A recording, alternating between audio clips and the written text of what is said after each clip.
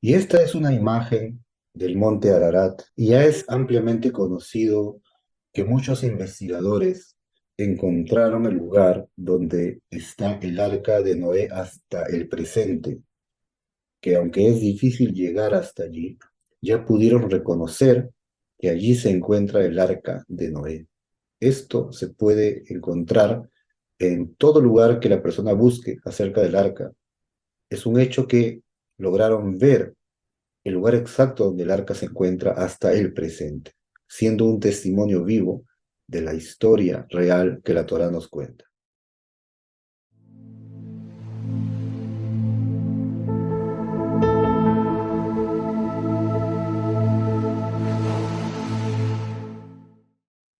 Shalom a todos, bienvenidos a nuestro canal Torá y Judaísmo. Estamos en el capítulo 8 del libro de Bereshit, el libro de Génesis. Vamos a continuar entonces la historia de el diluvio y cómo Noah, su familia, los animales y todos los que estaban incluidos y unidos al arca sobrevivieron. Eso es lo que nos cuenta este capítulo. Vamos a ingresar al tema, no sin antes hacerles recordar que se suscriban a nuestros canales Torah y Judaísmo. Somos Noágidas, Am Israel y Sabiduría Judía. Bien, comencemos Bezrat Hashem mostrando nuevamente el texto de la Torá, traduciéndolo y explicándolo según las explicaciones de la Torá oral. Bereshit, capítulo 8. Vaizkor Elohim et Noah, ואת כל החיה, ואת כל הבהמה, אשר איתו בתיבה. Y recordó Dios a Noé y a todo el animal, a toda la fiera y a todo el animal cuadrúpedo que estaba con él en el arca. Vaya a ver Elohim Ruach al Haaretz, e hizo pasar Dios un viento sobre la tierra. Vaya Shoku Amayim, y se apaciguaron las aguas. Este término, Vaishoku, hace referencia a que las aguas estaban muy calientes hirviendo y se enfriaron. Este verbo también hace referencia cuando se enfría la ira de la persona, la calentura. Esto también pasó en el diluvio. Como sabemos, el diluvio fue de aguas calientes y en el momento en que el Todopoderoso recordó a Noah, hizo que las aguas calientes se vayan enfriando.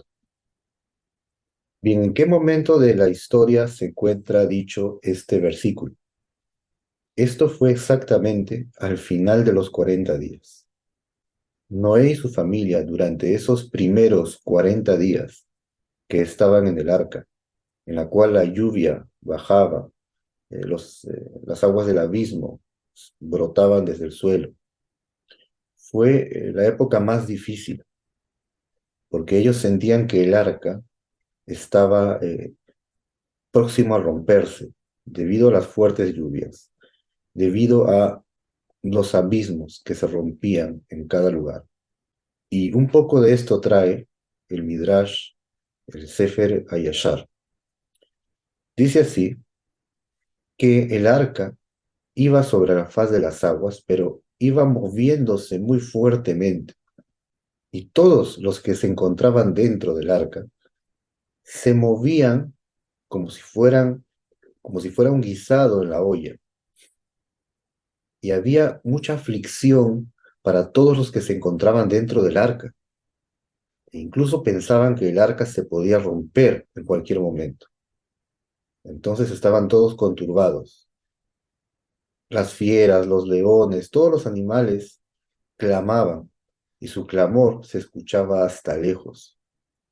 Entonces Noé clama al Todopoderoso y le dice, según el texto del Midrash: por favor, Hashem, sálvanos, porque no tenemos fuerza para soportar este mal que nos rodea. Respóndenos, sálvanos, redímenos. Y en ese clamor que hizo Noé, escuchó el Todopoderoso Y allí es donde está escrito en este versículo que recordó el Eterno a Noah. Lo recordó a través del clamor que hizo Noah durante esos primeros 40 días. Y al final de los 40 días cesó la lluvia y pasó un viento sobre la faz de las aguas, como hemos leído en el versículo. Pero ese viento, que en hebreo es ruach, también hace referencia a un espíritu. Y esto indica que no solo el viento físico pasó, sino que un espíritu de misericordia y compasión vino sobre los que se encontraban dentro del arca, y la lluvia cesó. Todas las fuentes del abismo de abajo también cesaron de fluir, y las aguas que estaban calientes comenzaron a enfriarse, y se calmó toda esa dificultad tan fuerte que ellos pasaban dentro del arca. Exactamente en las fechas, el 17 de Heshvan comenzó el diluvio, y 40 días después es el 27 del mes de Kislev, el siguiente mes.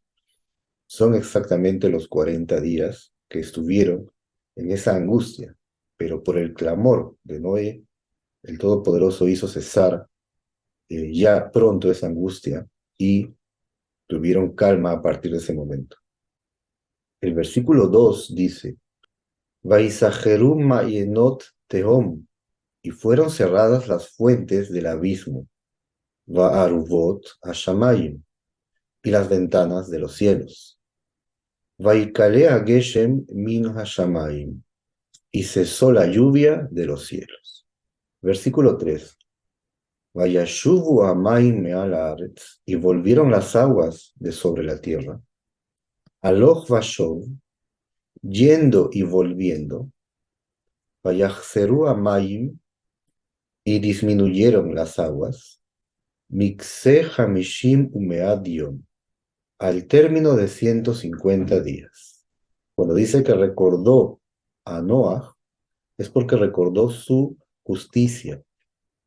Y también dice que recordó a los animales, porque también les tomó en cuenta que los animales, esos animales que estaban dentro del arca, no se habían contaminado en la época anterior al diluvio.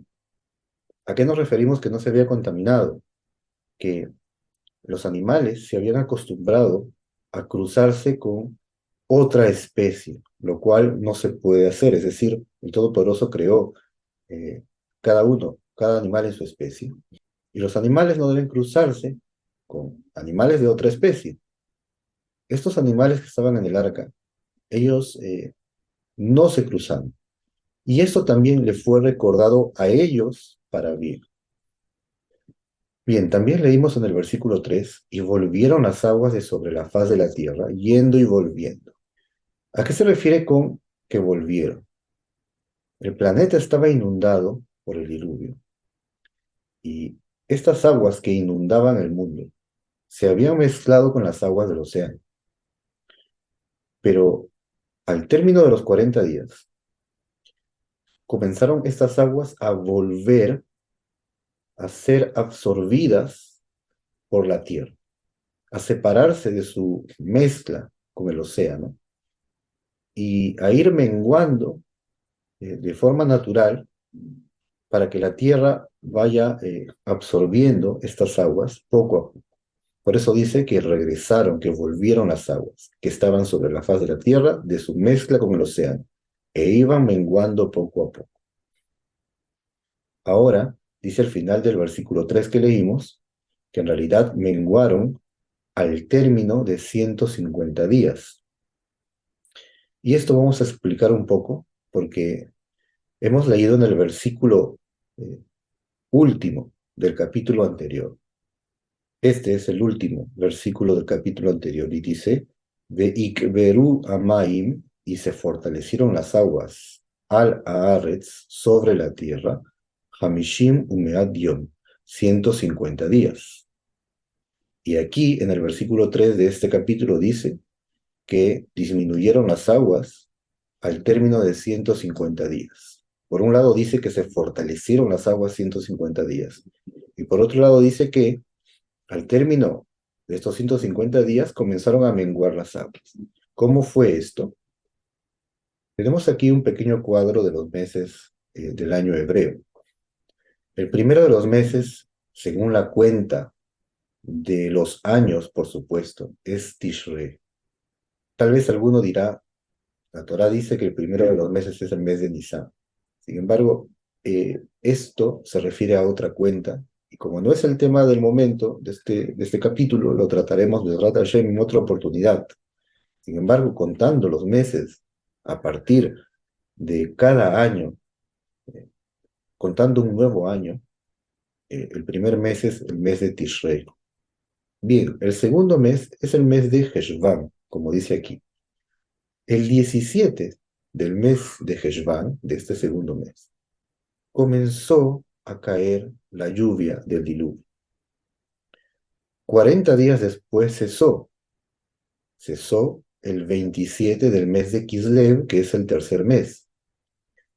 Y aquí tenemos los primeros 40 días del diluvio. Ahora la Torá nos dice que las aguas se fortalecieron 150 días y al término de esos 150 días, las aguas fueron menguando, es lo que acabamos de leer. Primero, que estos 150 días se cuentan desde el inicio del diluvio, es decir, desde el día 17 de Heshvan, desde allí es la contabilidad de estos 150 días que la Torá habla. Por tanto, después de 150 días, la fecha exacta es el 17 del mes de Nisan. Es decir, desde el 17 del mes de Heshvan, segundo mes, al contar 150 días, pasamos por los meses de Kislev, Tevet, Shevat, Adar, y el séptimo mes, el 17 de ese mes, se terminaron los 150 días que aquí la Torá habla. Ahora bien, desde que comienza el diluvio y pasaron 40 días, cesa la lluvia, cesan los abismos, y en ese momento, a partir de ese entonces, las aguas poco a poco comienzan a volver y a descender, como hemos visto en el versículo. Sin embargo, los que estaban en el arca no se podían dar cuenta, no podían percibir que las aguas estaban disminuyendo. En todo ese tiempo, después de los 40 días, todos los siguientes meses hasta Nisan, es decir, antes que lleguen los 150 días, las personas no se daban cuenta, las que estaban en el arca, no percibían en absoluto que las aguas estaban disminuyendo. No se dieron cuenta en lo absoluto. Por ese motivo, el versículo dice que las aguas se fortalecieron 150 días. ¿Por qué? Porque durante esos 150 días, incluyendo, por supuesto, los días de lluvia, es decir, desde que inicia todo el diluvio, 150 días, ellos no se dieron cuenta en ningún momento, por supuesto al inicio no, y después del cese de la lluvia tampoco, hasta que terminados los 150 días recién pueden percibir que las aguas están disminuyendo. Pero en realidad las aguas ya comenzaron a disminuir desde el cese de la lluvia.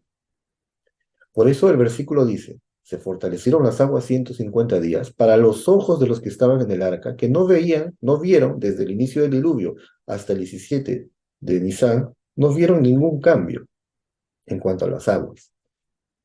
Pero cuando leímos en este versículo que al término de los 150 días cesaron las aguas, era porque ya estaban cesando desde el cese de la lluvia. Solo que nadie se daba cuenta, no era percibido por el ojo. Versículo 4 dice así, Fatana Hateva bajó de Shashevi'i y descansó el arca en el mes séptimo, Beshiva Asar Yom la Jodesh, el 17 del mes, al Harei Ararat, sobre los montes de Ararat. Entonces, este séptimo mes que acabamos de leer es el mes de Nisan, que vimos en el cuadro. El 17 de ese mes descansó el arca sobre los montes de Ararat.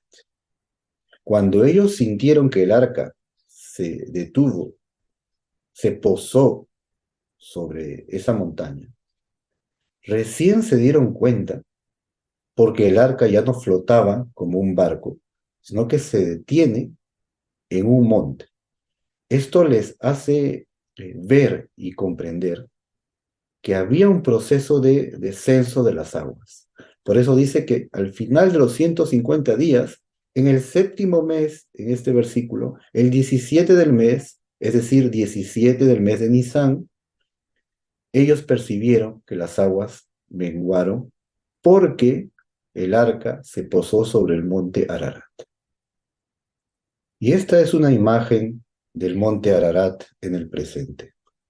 Y ya es ampliamente conocido que muchos investigadores encontraron el lugar donde está el arca de Noé hasta el presente, que aunque es difícil llegar hasta allí, ya pudieron reconocer que allí se encuentra el arca de Noé.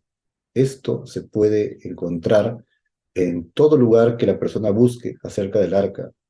Es un hecho que lograron ver el lugar exacto donde el arca se encuentra hasta el presente, siendo un testimonio vivo de la historia real que la Torá nos cuenta. Versículo 5. Veamaim, ayu aloch vejazor, y las aguas estuvieron constantemente cesando, menguando, ad ahodesh aasiri, hasta el mes décimo. Baasiri, en el mes décimo, Behad la Jodesh, el 1 de este mes, Nir'u Rashei Eharim, fueron vistas las cimas de las montañas. Cuando dice, y las aguas estaban menguando, obviamente se refiere a que después que el arca se posa sobre el monte de Ararat, las aguas continuaban descendiendo, y así continuaron hasta el mes décimo. El mes décimo aquí es el mes de Tamuz. Y el primero del mes de Tamuz, justamente, fueron vistas por las personas que estaban dentro del arca, las cimas de las montañas. ¿Cómo eran vistas? El arca, aparte de tener una entrada por la cual ingresaron los animales y todos, tenía una ventana. Y esa ventana tenía un tipo de vidrio especial que también le servía como una piedra preciosa para alumbrar el arca. Y a partir de esa ventana ellos pudieron ver las cimas de las montañas. Las montañas más altas, obviamente, comenzaron a ser vistas. Sin embargo, el arca, que estaba en realidad una parte del arca hundida en el mar, desde antes ya se había posado sobre el monte Ararat. Y el primero de Tamuz ellos pudieron ver las cimas de todas las montañas. Entonces, volviendo al cuadro, el diluvio empieza el 17 de Heshvan, cesa el 27 de Kislev. Todos estos meses, Tevet, Shevat, Hadar, no reconocían el descenso de las aguas. El 17 de Nisan, el arca se posa en el monte de Ararat y ellos se dan cuenta que las aguas están menguando. Y a partir de ese momento leímos, y las aguas continuaban menguando el mes de Iyar, el mes de Sivan, y el décimo mes que la Torá dice es el mes de Tamuz. El primero del mes fueron vistas las cimas de las montañas. Versículo 6. Vayeí, y aconteció, Miketz Arbaim Yom, al término de los 40 días, es decir, contando desde el primero de Tamuz, 40 días después. Vaiftach Noach et Jalón Ateva Asher Asa. Abrió Noé la ventana del arca que había hecho. Desde el 1 de Tamuz, 40 días después, sería el día 10 de Av, del siguiente mes, los 30 días del mes de Tamuz y 10 días del siguiente mes que se llama Av. El 10 de Av abrió Noé la ventana del arca que había hecho. Versículo 7. Vaishalach et Aoreb, y envió o también es traducido como echó al cuervo. Vayetze yatzó vashov, y salió saliendo y volviendo. Ad yevoshet amayim, hasta que se secó la tierra, meala aretz, de sobre la tierra. Bien, Noé abre la ventana porque se da cuenta que ya no había lluvias y también las cimas de las montañas habían sido vistas por todos. Y él quería cerciorarse de cómo estaba el mundo afuera. Y por supuesto que hay aquí razones más profundas, porque estamos hablando de eh, personas que tenían gran sabiduría y dijimos que Noah ya había estudiado mucha sabiduría de la instrucción divina que llamamos Torá, a pesar de no haber sido todavía entregada en el monte Sinaí, él había estudiado. Él conocía muchos secretos espirituales y él quería ver eh, si no solamente el ambiente de la tierra estaba apto, sino que también quería cerciorarse si en el ámbito espiritual ya estaba cesando el rigor y ya comenzaba para ellos el momento de gracia y misericordia. Y estaban prontos a salir del arca. Él quería cerciorarse de todo eso. Y habían otras más razones, pero básicamente es eso. Y él decide, después de 40 días, tomar al cuervo, como dice aquí, y sacarlo por la ventana. El verbo es y lo envió, pero también el verbo se puede traducir como lo echó, lo expulsó. ¿Y esto por qué? ¿Por qué diríamos que lo expulsó? Porque vamos a ver más adelante que cuando Noé toma a la paloma, en los siguientes versículos, está escrito que lo envía a la paloma para ver si las aguas habían ya menguado más. Es decir, está escrito la razón por qué Noé toma a la paloma, pero no está escrito por qué Noé toma al cuervo y lo envía. ¿Lo envía para qué? Es decir, Noé no envía al cuervo con alguna misión específica. Por eso el verbo de enviar también se traduce como echar. Entonces, aparentemente aquí, lo que nos dice la Torá oral, es que había una intención de Noé de echar al cuervo. ¿Y por qué razón lo quería echar? Entonces vamos a ir con la explicación más básica. Y es que la Torá oral cuenta lo siguiente. Sabemos, como vimos la vez pasada, el capítulo anterior, que el creador del mundo ordenó a Noé, a su familia y también a todos los animales que durante el tiempo que estén en el arca no pueden intimar con su pareja, ni los seres humanos ni los animales, porque en ese tiempo de rigor celestial y de castigo divino al mundo ellos no podían intimar. Sin embargo, la tradición oral nos dice que en realidad sí hubieron personas que eh, no obedecieron esto. Uno de ellos es el cuervo. Según, según la tradición es el cuervo, el perro y Ham, el hijo de Noah, que esto veremos después. Ellos tres no obedecieron el mandato divino. Sin embargo, a pesar que no obedecieron, tenían que estar dentro del arca, porque era la pareja que iba a mantener la especie. Sin embargo, Noah se da cuenta que el cuervo había intimado con su pareja, porque ya eh, se veían los huevos que habían puesto que mostraban que él había intimado con su pareja, el cuervo. Por esa razón, Noah ve que en realidad ya había nueva especie, que en realidad ya había la continuidad de la especie del cuervo, y que el cuervo mismo no quiso obedecer este mandato. Por supuesto, alguno preguntará cómo es que los animales entendían.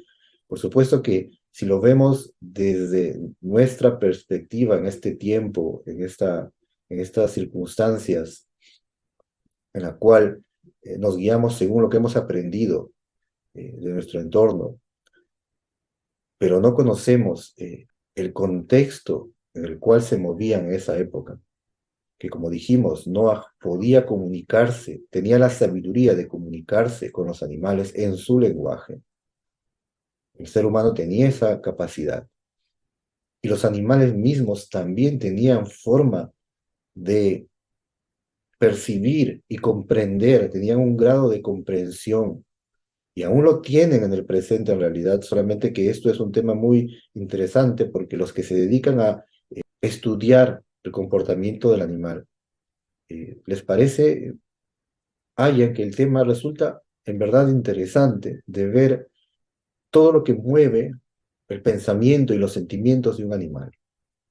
Entonces, en su nivel, este cuervo había actuado mal y representaba para Noé que tenía un mal en él, que tenía intenciones malas en su nivel, por supuesto. Pero en realidad, todo lo que el Eterno creó, la vegetación, los animales, todo tiene un nivel de energía y de vitalidad y un nivel menor, pero un nivel de inteligencia en su nivel cada uno, por supuesto. Y eso es lo que los mueve eh, en cada cosa que ellos hacen. Entonces no es tan robotizado y automático como algunos pueden pensar que las plantas actúan simplemente porque es su naturaleza. No, hay detrás una energía y una vitalidad espiritual que da vida a los movimientos y a lo que nosotros llamamos naturaleza. En los animales también estas cosas sucedieron y también suceden solamente que en este tiempo no estamos tan cercanos. Eh, Sin embargo, aquellos que tienen mascotas podrán haber percibido que hay a veces en las mascotas cierto comportamiento. De todas formas, como no es el tema, no vamos a seguir ahondando en esto. Simplemente Noé vio que el cuervo eh, representaba el mal, había en él algo de mal al haber actuado así. Obviamente también lo hizo el perro y también pasó con Ham, pero esto no era sabido. Noé se enteró por los polluelos, por los huevos que habían colocado el cuervo, la pareja del cuervo. Entonces él se dio cuenta que este animal había actuado mal. Y con respecto a mantener la especie, ya no había problema, porque el cuervo ya había puesto otros huevos y ya la especie estaba asegurada de supervivencia. Entonces, por una y por otra, este cuervo, en representación en el ámbito espiritual también de algo negativo, Noah decidió echarlo, pero básicamente el cuervo se volvía, iba y volvía. Y cuando volvía, Noé volvía a echarlo. Noé quería que se vaya, que no esté en el arca. Si aún es difícil comprender esto, en realidad existe un tema que se llama el mundo de los animales. De manera fundamental, también los animales en su nivel tienen leyes que cumplir en su nivel, no las leyes humanas. Y también incluso son castigados si hacen algo incorrecto en ese nivel. Por ese motivo existe el animal que quiere ser cazado, pero se libera, no llega a ser cazado por otro animal. Y a veces sí es atrapado. ¿Por qué? Todo eso pertenece a ese tema. Es un tema muy interesante, pero por supuesto no hay el tiempo suficiente de ingresar en ello. Pero vemos en resumen que toda la creación tiene, cada uno en su nivel, energía e inteligencia que el Eterno se la dio. Continuemos. Versículo 8. Vaishalach et Yonah, y envió a la paloma. Me hitó de con él. Lirot akalu amayim, para ver si habían disminuido las aguas, me alpeneja Adam, de sobre la faz de la tierra. Versículo 9. Veló matzá a Yonah manoach lejaf raglah. y no halló la paloma descanso para la planta de su pata. Batashov Elav, y volvió hacia él, hacia Noé, el Ateiba, hacia el arca, Kimaim al Penei Jola Aretz, porque habían agua sobre la faz de toda la tierra. Vaishalach Yado Vaikajea, y extendió su mano y la tomó. Vayaveota Elav, y la trajo a ella hacia él, el Ateiba, hacia el arca. Seguimos leyendo el versículo 10. Vayajel Od, y esperó otros Shivat Yamim Ajerim, 7 días, es decir, esperó aún otros 7 días. Vayosef Shalajet Ayoná, y volvió a enviar a la paloma, Mina Teiva, del arca. Versículo 11, Vatavó Elav Ayoná le et Areb, y vino a él la paloma a la hora del anochecer. Veiné alezai taraf befía, y he aquí que una hoja de olivo estaba arrancada en su boca o en su pico, sería. Vayeta Noach, y supo Noé, Kikalu Amai Meala Haaretz, que se había disminuido las aguas de sobre la tierra. Versículo 12. Vayiyahel Od, Shivat Yamim Ajerim, y esperó, o también fue esperado, sería mejor traducido, más, otros 7 días más. Vaishalajet Ayoná, y envió a la paloma. Veloyas Fashu Velab Od, y no volvió a regresar hacia él más. Pues aparentemente ya había encontrado un lugar seguro donde estar. Algo que hay que detallar es que en el versículo 8 dice que Noé envía a la paloma. Después, el versículo 10 dice que esperó otros 7 días. Y ahí es donde viene con la hoja de olivo arrancada. El final dice, esperó otros 7 días y la paloma no volvió. Aparentemente hubieron 2 veces 7 días. Sin embargo, no es así. ¿Por qué?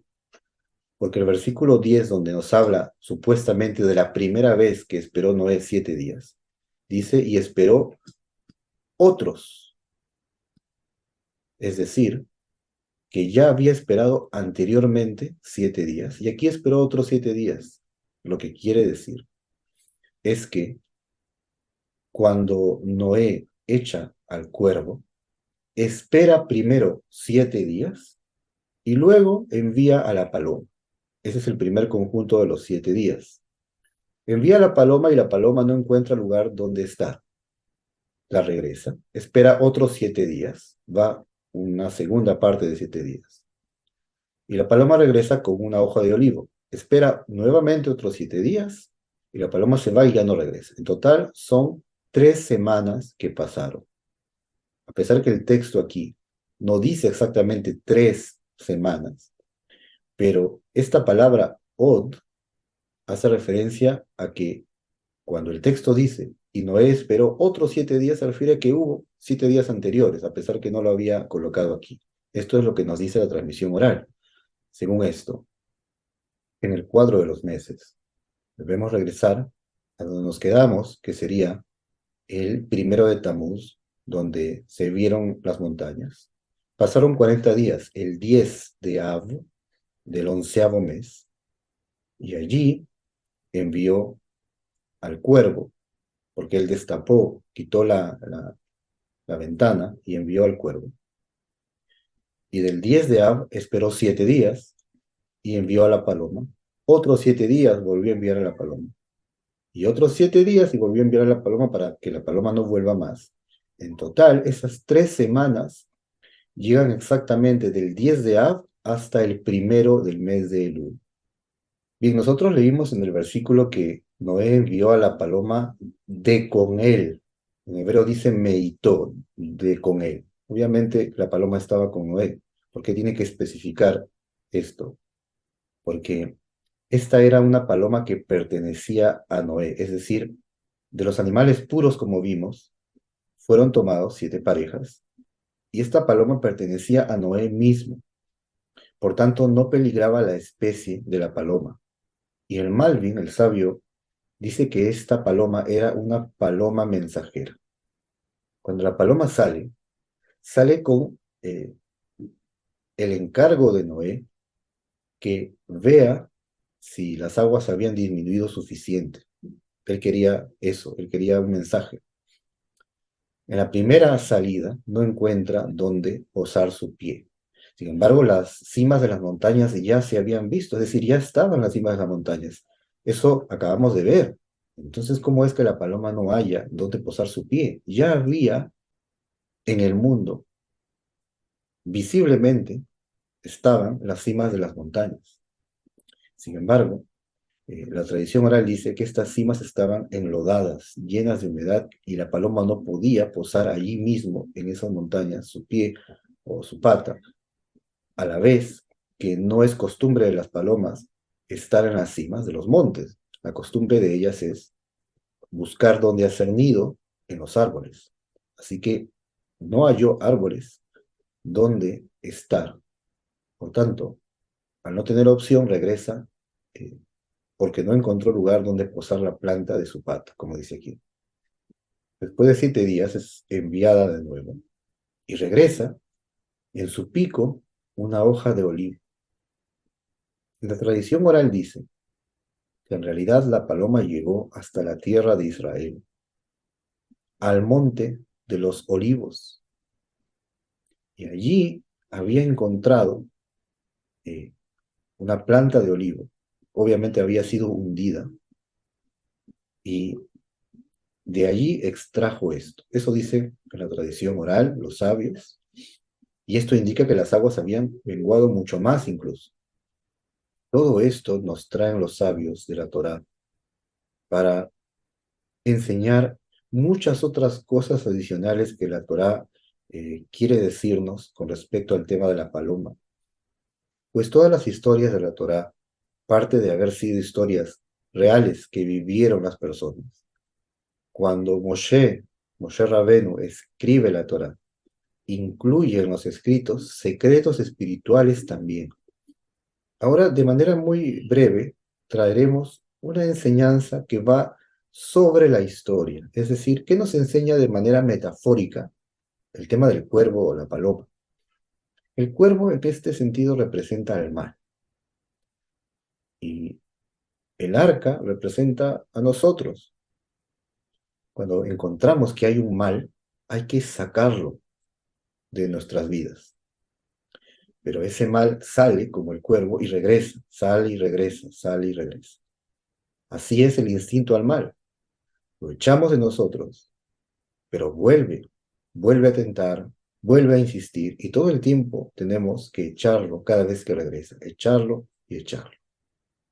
Es decir, no hay que darse por vencidos ni desalentarse cuando veamos que el mal constantemente nos persigue, porque ese es el camino de él, y nuestra misión es echarlo cada vez que viene a nosotros. Y en cuanto a la paloma, al salir del arca, no halló dónde posar la planta de su pata, porque el mundo estaba lleno de caos de las aguas del diluvio. La paloma representa la persona que en verdad se apega al Creador, representa al pueblo de Israel, a los justos del pueblo de Israel, los Bené Noach que con sinceridad cumplen los 7 preceptos, pero que ven el mundo del presente que está hundido en las aguas del diluvio, en las aguas del mal, de todo lo que sea maldad, negatividad, transgresión. Sin embargo, la paloma no pudo hallar dónde posar su pata, no pudo hallar dónde estar tranquila. ¿Y qué hizo? Regresó al arca, porque no hallaba lugar en ninguna parte del mundo para ella.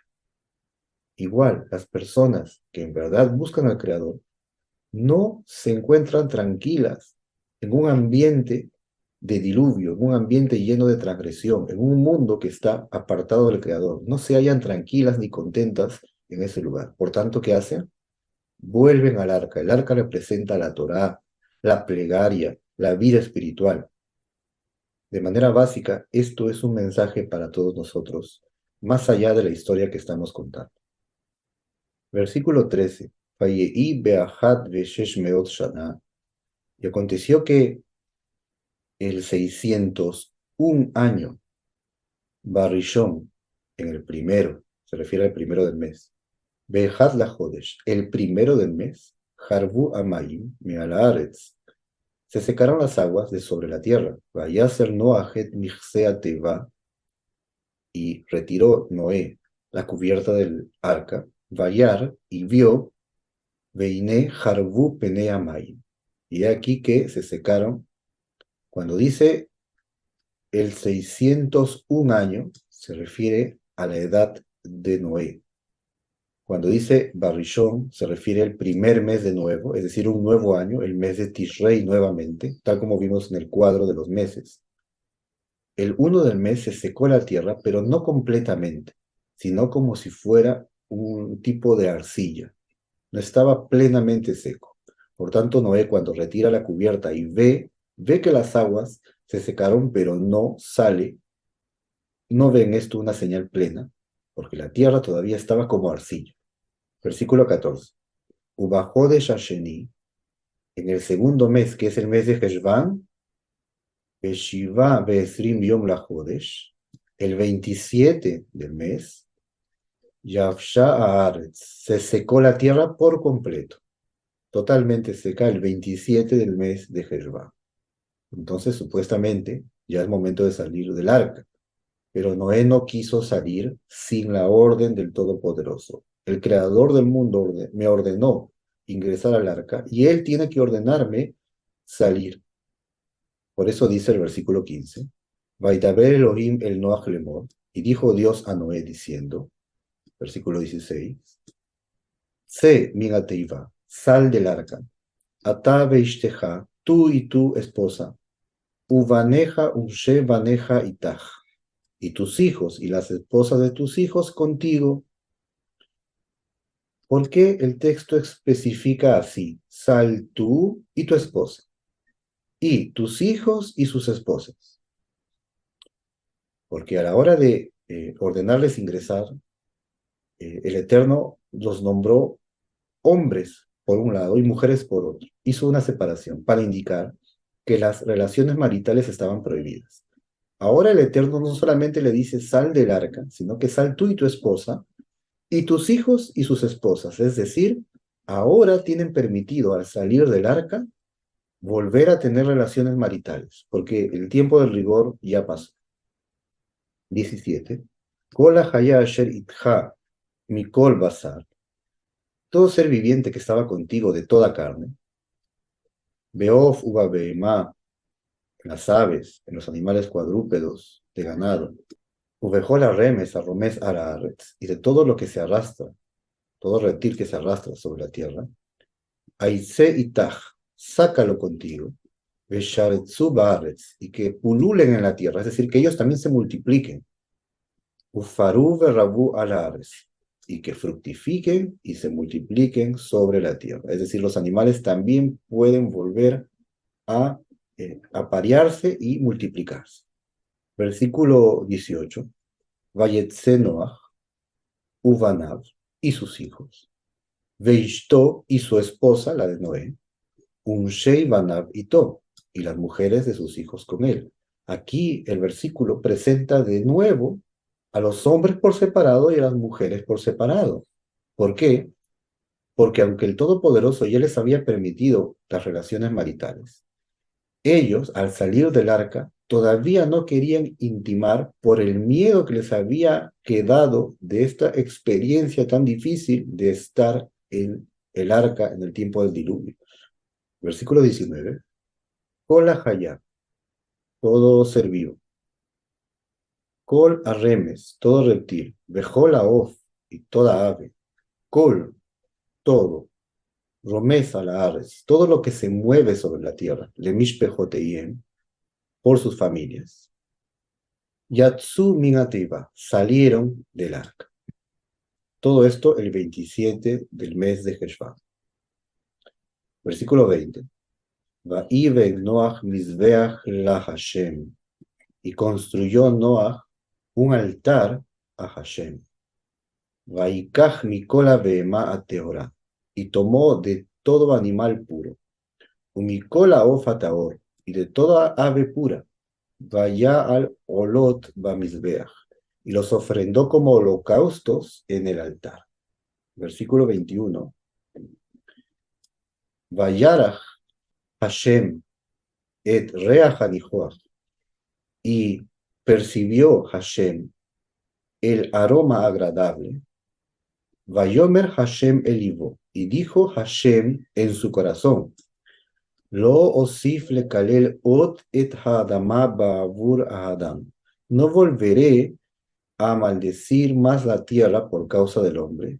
Y yetzer lev Adam, porque el instinto en el corazón del hombre, ra mineurav, es malo desde su juventud.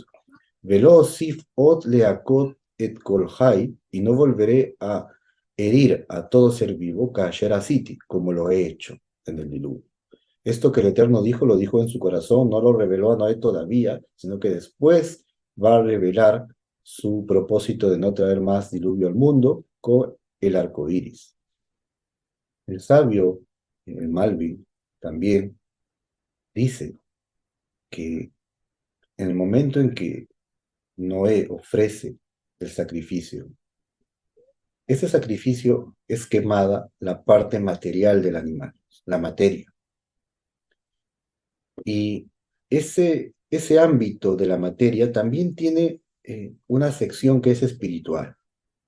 Toda cosa material tiene algo espiritual sobre ella. Entonces el cuerpo del animal es quemado en el fuego y la parte espiritual se eleva junto con el fuego hacia el Eterno. ¿Y qué representa esto?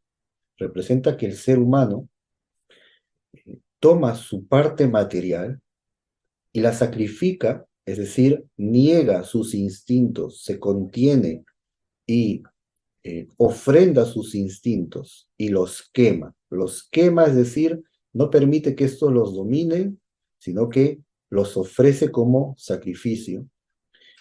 Y en el fuego representa el fuego del amor por el Creador. Cuando la persona sabe que debe hacer lo correcto, y esto es por amor al Creador, y todos sus instintos materiales, físicos, los sacrifica, esto es en correspondencia a los sacrificios que en el pasado se hacían, y en este caso lo hizo Noaj. Con esa intención, Noaj ofrenda este sacrificio, con la intención de someter su ámbito material hacia el Todopoderoso. Y el Eterno ve el corazón de Noaj, y al ver su corazón, eso es lo que le resulta agradable. No estamos pensando que el Eterno olió el olor de los animales sacrificados. No se trata de eso. Se trata que Él percibió el aroma grato de la intención del corazón de la persona. Y eso quiere decir que cada vez que la persona somete sus instintos, su lado material, para cumplir la voluntad divina, eso se eleva hacia el Creador como un aroma agradable y grato delante de él. Y eso provoca que el Todopoderoso, como pasó aquí, decida no castigar de nuevo al mundo de esta manera.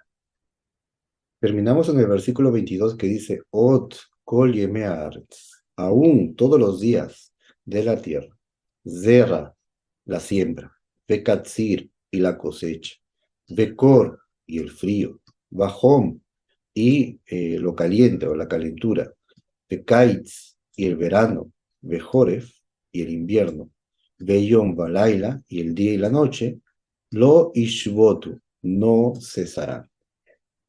Según el cuadro de los meses en hebreo, aquí se han citado 6 temporadas durante el año, que son repartidas cada uno en 2 meses, pero no exactamente 2 meses, sino la mitad de un mes completo y la mitad del mes siguiente. Aquí fueron nombrados no en el orden que va en el año, sino que Fueron nombrados en distinto orden en el versículo, pero el orden exacto es primero la siembra. Esto aparece a la mitad final del mes de Tishrei, es decir, desde el 15 de Tishrei hasta el final del mes, todo el mes de Heshvan, y la primera mitad del mes de Kislev, hasta el 15 de Kislev, toda esa sección es la siembra. Luego viene el frío. El frío comienza la última mitad del mes de Kislev, todo el mes de Tevet y la mitad del mes de Shevat, ese es el frío. Luego viene el invierno, que es la mitad del mes de Heshvan, la última, todo el mes de Adar y la primera mitad del mes de Nisan. Luego viene la cosecha. La cosecha es la mitad del mes de Nisan, la última, todo el mes de Iyar y la primera mitad del mes de Sivan. Luego viene el verano. El verano es la mitad de Sivan, la última, todo el mes de Tamuz y la primera mitad de Av, del mes de Av, ese es el verano. Y lo caluroso, el Hom, viene la última mitad del mes de Av, todo el mes de Elul y la primera mitad del mes de Tishrei. Para los que no conocen de memoria los meses del año, es aquí en donde viene, en todos estos 12 meses del año hebreo, vienen esas temporadas de la siembra, del frío, del invierno, todo lo que hemos mencionado. Viene la mitad del último mes, por ejemplo, de Tishrei, todo el mes de Heshvan y la mitad del mes de Kislev. Así está repartido el mundo. Y es lo que decretó la sabiduría divina una vez que salieron del arca. Antes del diluvio, la órbita de la Tierra estaba en una posición diferente de la cual se encuentra hoy. La posición de la órbita estaba lineal con los astros, de tal manera que el clima de la Tierra era una constante primavera. Pero el Todopoderoso cambia un poco la realidad y la órbita de la Tierra y su lugar exacto, original desde la creación, es modificado un poco y es inclinado para que se dé lugar a las estaciones, de tal manera que la rotación va ahora en una órbita distinta en la cual existe el verano y luego se aleja, existe el invierno, tal como viene en los estudios de las estaciones debido a la órbita de la Tierra. Esto incluso lo han dicho muchos investigadores con respecto a que se dieron cuenta que la Tierra en el pasado estaba en un lugar diferente al cual se encuentra hoy, se había movido un poco, dicen ellos, y lo mismo dice Maimónides, el Rambam, el gran sabio, en su libro Mishneh Torah, que la órbita se movió un poco después del diluvio, hablando de las constelaciones. Esto lo pueden revisar en su libro Mishneh Torah, por supuesto. ¿Por qué este cambio? Porque aquí entendemos que todos los cambios que el ser humano ha tenido que sufrir desde el comienzo, estaba en el jardín del Edén, pero por sus pecados fue expulsado. Estaba en un mundo bueno, incluso fuera del jardín del Edén era un mundo bueno, pero trajeron corrupción al mundo. El océano salió de su lugar, inundó el Atlantis. No hicimos caso. Vino el diluvio, y después del diluvio, el mundo siguiente ya no era exactamente como el de antes. Ya hubo un cambio, una disminución. Y ahora sufrimos del extremo calor y el extremo frío. Todo porque nosotros mismos provocamos todos los cambios que resultan ser difíciles para nosotros. Nosotros mismos lo hicimos con nuestro comportamiento. Y esto nos debe llevar a la reflexión, a volver en arrepentimiento. Y Bezrat Hashem, el Todopoderoso, traerá para nosotros tiempos mejores. Y que a raíz y a razón del arrepentimiento, el Todopoderoso traiga bendición a cada uno de nosotros, Bezrat Hashem. Hasta aquí llegamos hoy. Muchas verajot a todos. Shalom.